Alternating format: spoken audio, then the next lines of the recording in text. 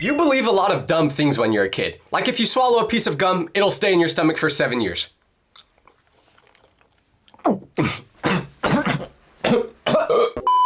So let's talk about some of the lies we all fell for when we were younger and how I found out that these lies weren't even real. Because looking back, we were all pretty stupid growing up. And between you and me, some of us still are.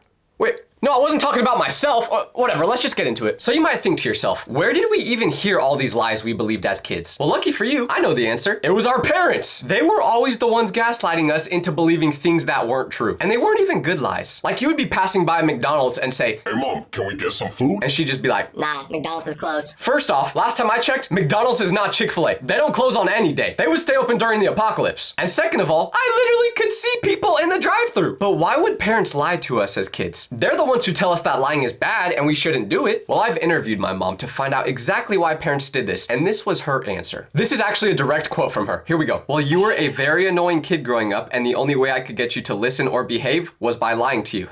Thanks for the insight, Mom. I understand it now. I would have lied to me too. But the first big lie I believed as a child wasn't because of my parents. And technically, it might actually be true. Like, there's no way for anyone to prove that it isn't true. The lie that my toys and stuffed animals came to life when I wasn't looking. Growing up, I was so confident this was real. I don't know if it was just because of watching Toy Story or just straight up schizophrenia, but I believed it. I was convinced that the second I left my room, my stuffed animals were throwing parties, gossiping about me, everything. I had evidence. Because when I was younger, my toys kept disappearing. I'd have a stuffed dog one day, and then a week later, gone. I'd get a toy from McDonald's when my mom finally would take me, but 3 days passed, it's nowhere to be seen. So in my mind, there was only one explanation. The toys were getting up and leaving. Maybe I wasn't a good enough owner. Maybe they found a better kid that would take care of them more. Maybe my farts just smelled too bad, so they got up and left when I wasn't looking. I wouldn't even blame them for that one, to be honest. I mean, I farted so hard one time, my hamster had a stroke. Those poor little creatures will die over anything. I mean, I wouldn't have even been surprised if there was a Reddit page the toys made just dedicated to hating on me. So to prove my theory right, I made a plan to catch my toys in the act. So I asked my parents for a motion sensor for Christmas, which they were really confused about, but I'm pretty sure they just figured this was my autism special interest at the time. So they bought it for me, and I set it up in my room. And then I put all my toys in a pile together and aimed the sensor right at them. But here was the weird part. My toys were still disappearing. Then one day, I'm sitting in the living room and I hear this noise coming from under the couch. So I get down on the floor and I look behind the couch. I'm thinking maybe a mouse is stuck under there, but what I actually saw shocked me because underneath that couch was every single toy I thought ran away. My tiny stuffed dog, my kids' meal toys, my LeBron plush toy, all just completely covered in dust. Some of them were missing eyes because my cat must have been getting weird with them. So I grabbed them out from under the couch and then my cat proceeded to take one from my hand and run away. That's when I realized he was the guilty one this whole time. He was stealing all my toys and playing with them and then eventually losing them under the couch. So I did the only thing I could do in this situation. I fed my cat to a pack of wolves. No, I'm kidding. I didn't do that. It was just a joke, okay? My cat is so fat anyway that wolves wouldn't be able to eat him. But for this next lie, I was literally convinced I would die if I did it. Like it was genuinely dangerous and I still don't understand it. But this next lie is about the light inside your car. You know exactly what I'm talking about. If you even thought about turning on that light while the car was moving at night, your parents acted like you just activated a time bomb. You're in the car and you sneeze, which makes boogers fly everywhere. So you turn the light on to clean it up. But the moment you do that, your mom goes, "Turn that off right now." The way they said it was always so panicked. Like we were seconds away from a catastrophe happening. It was as if the button for the light in our car was actually the same button that launches the nuclear missiles. So naturally, because my parents freaked out so much every time I did this, I literally thought turning on the car light at night was illegal. It was the only explanation that made sense. If a cop drove by and saw your interior light was on, you're going to jail. And then when you get to court to see how long your sentence is, you realize that your homie is the judge and he gives you life in prison just as a silly little prank. So I was terrified of that light. If my hand even grazed the switch by accident, I'd have a full panic attack. And my parents never actually explained why it was so dangerous. They just yelled whenever I pressed it, which made it worse because my child brain filled in the blanks with increasingly disturbing scenarios. Like maybe the light blinds other drivers and it will make them veer off a cliff. Maybe it's a signal to the police that there's a child in the car who's getting kidnapped. It wasn't until I was like 13 that I actually found out it wasn't illegal because I was in the car with my friend and his mom and he reached for the button to turn the light on. But before he could do it, I slapped his hand and went, "What are you doing? You can't do that." And he just goes, "What are you talking about?" And when he turned it on, nothing happened. No one died. Well, at least not in that car, because statistically, like, someone dies about every 2 seconds. So I'm sure someone in the world just did, actually. And someone also probably just did right now. But anyways, I thought I would understand why parents were so freaky about this light when I began driving. But now, I've been driving for 8 years, and I still don't understand it. Maybe I'll understand it more when I have kids, but at this point, me having kids is looking like a long shot. The worst part is, I'm scared of the dark, so I like when the light is on. And most of the lies we believed when we were younger aren't harmful at all. This next one was harmful, and it was disgusting. Because did anyone else assume growing up that actors who played relatives in movies were actually related in real life? Like Drake and Josh, or the Jonas Brothers. The logic was simple. I'm 5 years old, I'm watching a show where these people are brothers and sisters, and since I'm a dumb kid, I just assume they must be brother and sister in reality. But what made this so disgusting was the day I watched the movie Ferris Bueller's Day Off. If you've never seen this movie, it's about a guy named Ferris Bueller, but in the movie, he has a sister named Jeannie. And in the movie, they're like normal siblings. They fight, get mad at each other, very standard brother-sister stuff. But then one day, I'm walking through the living room and my mom's watching some entertainment news show. Then I look at the TV and see Ferris Bueller and his sister. And there they are on a red carpet together. Doesn't seem too weird until they turn toward each other and kiss. Like full-on romantic kissing. Not a peck on the cheek, not a friendly hug. So I just point at the TV and go,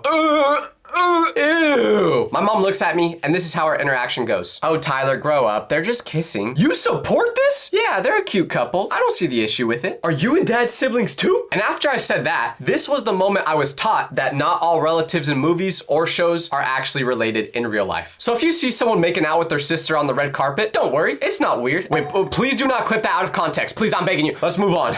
Do you see this face I'm making? Well, this face is actually very dangerous, and if you try to do it, bad things may happen. Well, at least that's what I used to believe growing up when my parents told me the lie that we've all been told before. If you keep making that face, it'll get stuck that way. This is a classic parental threat that worked way too well because it's pretty believable. Like if you don't know how faces work as a kid, maybe it can get stuck like this. You've never tested the limits, but I've got some trauma with this lie because for some reason, I was obsessed with rolling my eyes back into my head when I was younger. I don't know why. It didn't serve any purpose. It wasn't even comfortable, but I discovered this weird thing my body could do and I was gonna exploit it. So I just walk around all day with my eyes rolled back like I was possessed. And my parents hated it. It looked like this. Hey mom, what's up? You're such a disappointment. Naturally, my parents hated when I did this. Every single time I did it, they'd hit me with the, your eyes are gonna stay like that. And whenever they'd say that, I'd stop immediately because the mental image of having permanently rolled back eyes was way too horrifying. I'd be walking around looking like a zombie for the rest of my life. Imagine trying to find a girlfriend or a job when you just look like this. Hey baby.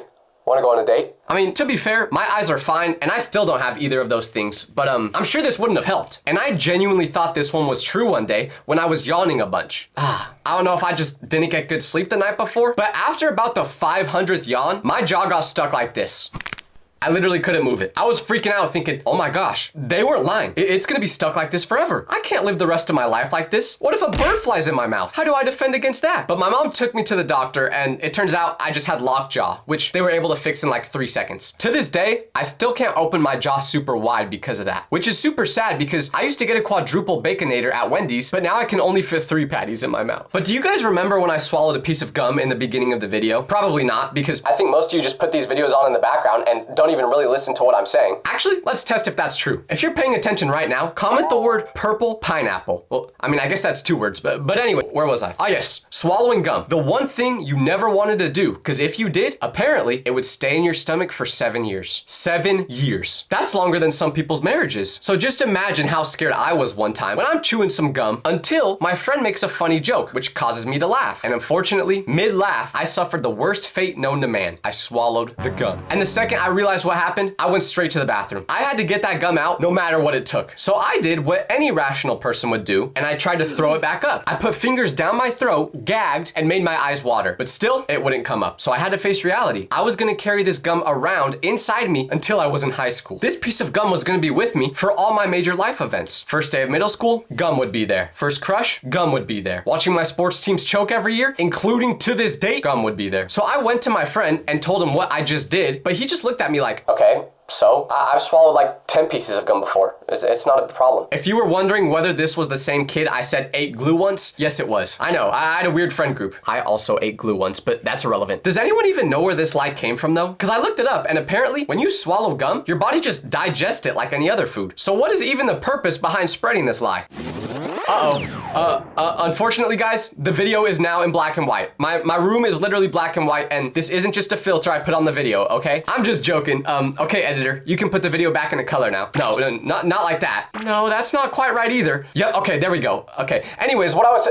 Are you serious? Okay, so the point I was trying to make with that segment is that I thought people saw the world in black and white before color TV was invented. In my child brain, it made perfect sense. Old TV shows show black and white because that's what the world looked like back then. Just like the wheel was invented, just like the Popeye's chicken sandwich was invented, one day, color was invented. Someone just decided to make color one day. It was probably just one of the many things LeBron created, I don't know. But I remember watching an old show once where a character pointed at a rainbow and said, "Wow, look at that beautiful rainbow." I looked at the TV screen and the rainbow was just shades of gray. So I'm sitting there thinking, wow, these people are really excited about a gray rainbow? They must have just never seen one with color in their life. The past was in black and white, and that's why old photos were black and white. That's why old movies were black and white. I was so convinced of this that I asked my grandparents one time what it was like to grow up with the world being in black and white and then changing to color. The worst part about me asking this was they didn't even correct me. They were just like, oh yeah, it was cool. Seeing color for the first time is amazing. When a kid that was obsessed with film in my class told me color existed before color TV, how cameras could only capture black and white at first, color film was developed later, all of this nerd stuff I don't even remember. And I just sat there, absorbing this information, feeling my entire understanding of history crumble. World War II, the Great Depression, happened in color. Now I know this next slide isn't real, but I want to start a petition to make it real because it just doesn't feel right any other way. Because when I was younger, I was fully convinced that teachers lived at school. They just stayed there all the time. Because where else would they go? The school was their home. I think the reasoning behind this belief was that teachers were always at school when I arrived in the morning, and they were still there when I left in the afternoon. Therefore, they never left that place. They must have lived there. Now, I've told you guys before about some of the horror stories I've had seeing my teacher in public and talking about how this could be scary, especially if it's a teacher you got beef with. But let me tell you about how I first discovered that this whole thing was a lie. Teachers actually have lives outside of school. At least most of them do. But the one who failed me in 7th grade math, that guy didn't have a life. I didn't forget about you, Mr. Clark. All you had to do was bump my grade 0.2% and you couldn't do it because rules are rules. Sorry guys, I just needed to get that off my chest. But the tragic day where I found out teachers actually do touch grass is when I went to the movie theater. I was there with some friends. I don't remember what we were going to see. Probably something sophisticated like the Cars movie. And of course, when you're in the theater, you have assigned seats. We picked the very back row so we could mess around a little bit. But when we arrived to our seats, you know who is literally one seat over from us? My teacher and a girl. The moment we made eye contact with each other, I don't know who was more disappointed because we both had a facial expression signaling that our night was ruined. But the seats were assigned and the theater was pretty full, so we couldn't just move seats. So we sat down next to him, and at first he tried to ignore us, but we could both feel the tension. So eventually he just goes, "Oh, hey gentlemen, didn't see you there." We said hi back to him, and that was it. Not another word for the whole movie. It was the most awkward experience I have ever had with a teacher, and I've accidentally called my teacher mom before. So who's with me? Who else believes that teachers should not be allowed to leave the school? I know it sounds cruel, but it's just too weird to see them outside of their natural habitat. You don't let the lions at the zoo outside of their enclosure? No, because that would result in chaos. People could die. And we could say the same thing about teachers being outside of school. But if you're thinking, Tyler, this is a bit dramatic, don't you think? Because the only reason I want this to be a rule in the first place is so Mr. Clark can't leave school and he's trapped there forever. So I'm willing to do whatever it takes to make sure this happens. Mr. Clark wasn't even a good teacher either. Like, if he actually did his job well, do you think I would have turned out like this? Don't answer that actually. But Mr. Clark did such a bad job at teaching that I was still stupid when I finished the class. And if you don't think I'm being honest, well, just wait for this next thing I believed as a kid. Because I genuinely thought growing up that chocolate milk came from brown cows. This is a lie I believed because of an experience I had with a cow. I had family that lived on a farm in Oklahoma. I'm talking like true Southern people that talk like this and say y'all all the time. Y'all want to go to dinner? Y'all trying to go to Diddy's house? Okay, I'm sorry. Anyways, on this farm, my family had several cows, and one of them was brown. So in my mind, that meant one thing. That cow must produce chocolate milk. It wasn't Nesquik making the milk chocolate. It was these cows. And like any other kid, I love chocolate milk. So one day, I decided I want some chocolate milk right now. There's none in the house, but luckily, I've got a gold mine that makes its own chocolate milk in the backyard. Now, I couldn't tell my parents or my grandparents who actually owned the farm about this because they would have told me no. So I quietly snuck out to this barn when nobody was watching. I approached the brown cow with delusional confidence. He was just standing there. I said hi. He said,